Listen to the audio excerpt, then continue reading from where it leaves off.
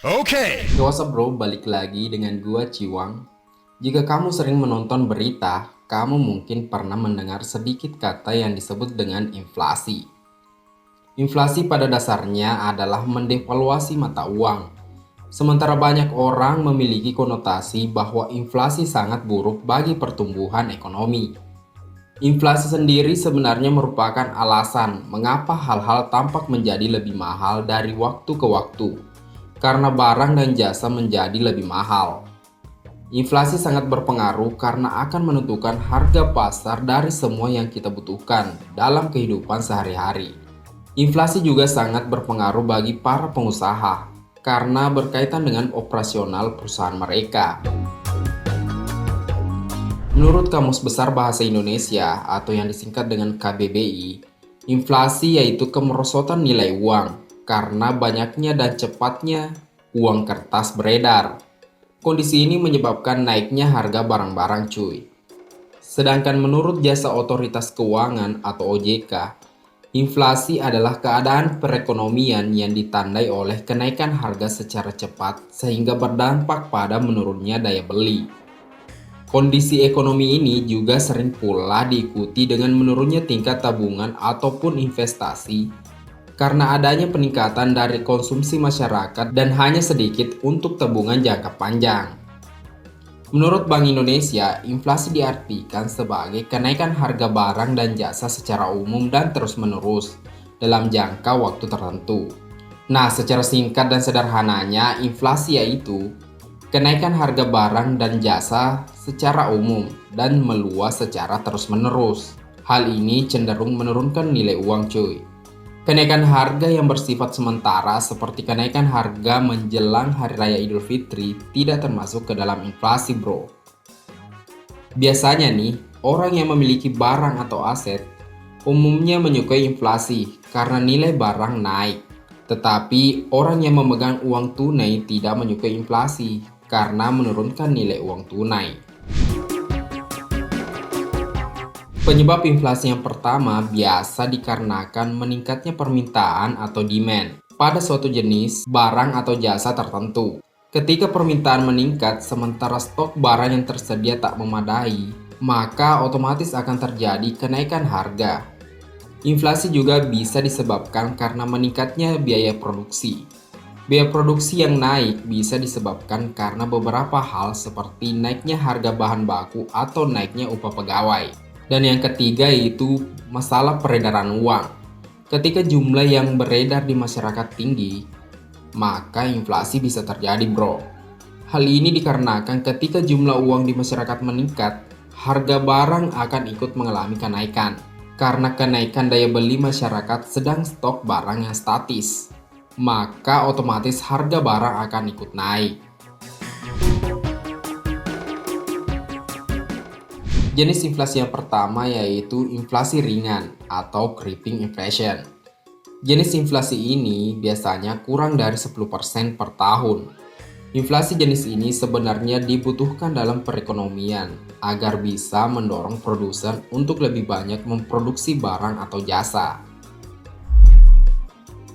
Yang kedua yaitu inflasi sedang. Inflasi jenis ini memiliki besar antara 10-30% per tahunnya. Tanda terjadinya inflasi jenis ini yaitu adanya kenaikan harga secara cepat dan relatif besar. Angka inflasi pada kondisi ini biasanya disebut inflasi 2 digit. Contohnya seperti 15%, 20%, dan 30% cuy. Yang ketiga yaitu inflasi berat. Seperti nama jenis inflasi ini, inflasi berat besarnya juga besar dong. Ya 30% sampai 100% per tahun lah. Yang keempat yaitu hyperinflation atau inflasi tidak terkendali. Inflasi jenis ini ditandai dengan kenaikan harga terjadi dengan sangat drastis hingga tercapai 4 digit atau di atas 100%. Di situasi seperti ini, masyarakat tidak akan ingin lagi menyimpan uang karena nilainya sangat turun, maka lebih baik ditukar dengan harga barang kan. Dampak inflasi yang pertama yaitu bagi pemilik pendapatan. Dampak inflasi bagi pemilik pendapatan tetap seperti PNS itu agak dirugikan bro, karena menyebabkan daya beli mereka menurun. Tapi bagi mereka yang pemilik pendapatan tidak tetap seperti para pengusaha bisa saja diuntungkan, karena mereka dapat menjual produk-produk mereka dengan harga yang mengikuti tingkat inflasi, sehingga tingkat pendapatan mereka bisa tetap atau bahkan naik. Dan yang kedua itu bagi para penabung. Nah, bagi yang pemegang teguh kata menabung pangkal kaya, kayaknya inflasi adalah parasit yang agak serius nih bro.